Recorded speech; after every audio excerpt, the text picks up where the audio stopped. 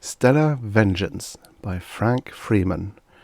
Originally published in Imagination Stories of Science and Fantasy, February 1955. Narrated by Tom Trussel.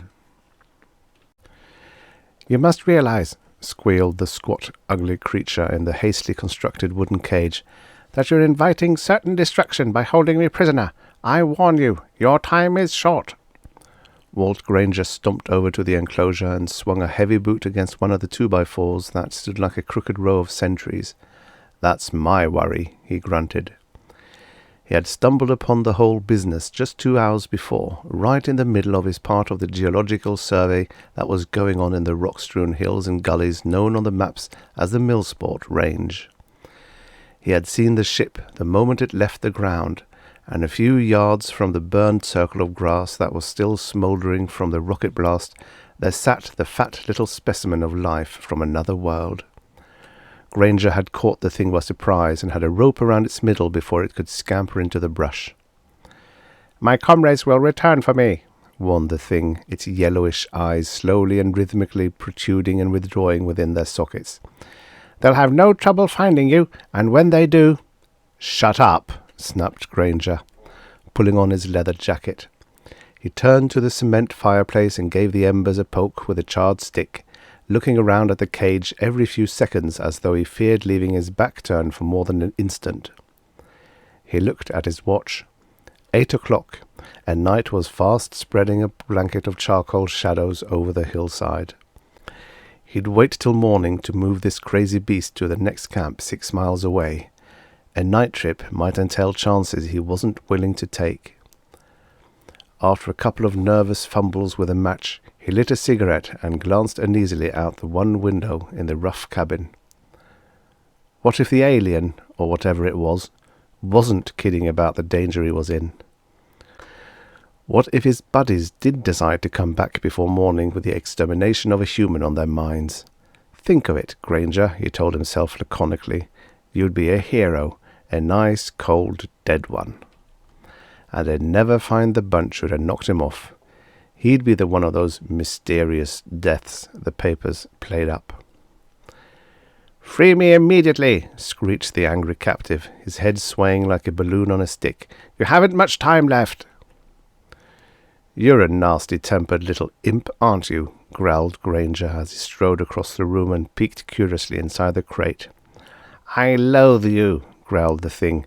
"I have no intentions of deceiving you. This whole situation is simply a matter of pure logic so far as your plight is concerned." "You're forgetting," said Granger, his voice lacking a certain amount of its previous confidence, "that you're the one who's in a mess." "Only temporarily, you fool," raved the creature, jumping frantically up and down. "Look," he screamed, pointing a tiny hand toward the window over Granger's left shoulder. The geologist gasped as he shot a quick glance in the direction of the thing's outstretched arm. A pale green light had turned the surrounding land and sky into an eerie dawn that extended its weird phosphorescence into the cabin itself. And 200 yards from the cabin, in a small area relatively clear of major obstructions, was the same ship he had seen a few hours before. "They're here!" shouted the alien. "Let me out!" Granger slammed shut the door and lifted a massive oak bar into iron brackets on either side. Then he was at the window again. A hatch near the bottom of the craft was open, but there was no sign of movement. Then he saw one of them, an exact duplicate of his captive, running from bush to bush about 50 feet from the ship. A few steps behind him was another. 2 more nearby scrambled over an immense boulder and scurried into the brush.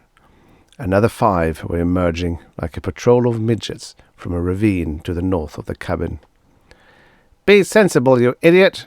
snarled the thing in the crate. "I'm giving you this final chance. Unlock this contrivance, and all will be well with you. I'll speak on your behalf." "So you can lead your buddies right back here?" "Sure," said Granger. "That's all I'd have to do to finish myself off in a real hurry." "Do as I say!" yelled the alien. "For your own sake!" "Look," panted Granger. "I know I was crazy to fool with you in the first place, but now that you're here and they're outside, you're staying, see?" He reached under the lumpy pile of cotton that served as a mattress and pulled out his .30-30 rifle. Little boy blue and his pop gun, he thought. He grabbed a handful of cartridges from a box under the bed and began jamming them into the magazine. "That will be of no use, my friend," droned a hollow voice behind him. Granger spun himself around just as a pane of glass in the window flew to pieces under the impact of a short, shiny gun barrel.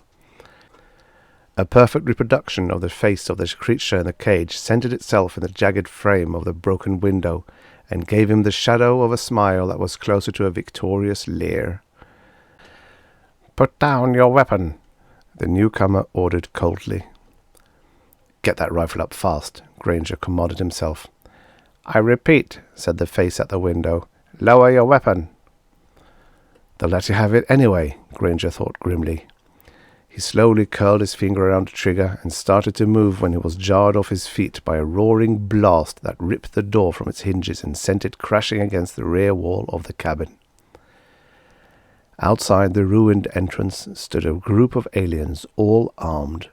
Fearfully, he looked to the window, but their leader was gone. In a second, he appeared at the door, moved inside the cabin, and Granger automatically stepped back, his hazy mind calculating roughly the few feet of escape route remaining to him. In a moment he was there, his back flattened against the cabin wall. The short creature kept coming on, its murky orbs fixed on Granger's white, drawn countenance. Then it stopped its advance. "So you have one of our people," it said in a voice that twanged like piano wire. Granger tried once in vain for his voice, then gave up. He stared over the head of his foe at the silent assembly outside the cabin, then at the thing in the packing crate.